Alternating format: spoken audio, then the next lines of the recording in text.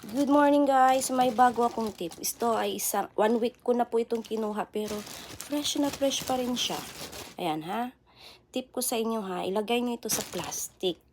Lagay nyo sa ref sa baba. Tapos ngayon guys, ito guys. Ayan guys, mabilis lang po siyang makuha guys. 1 week na po itong kalamunggay kinuha ko sa puno ng kalamunggay. Tapos ang ginawa ko, ayan mabilis lang siyang makuha Ayan, mabilis lang siya.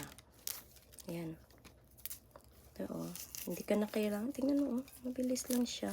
Malambot na yung dahon ng kalamunggay pag kinuha mo siya. Nilagay mo sa ref ng 1 week.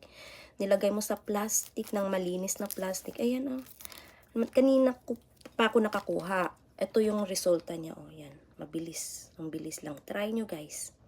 Ang bilis lang niyang kunin. 1 week siya. Naka-plastic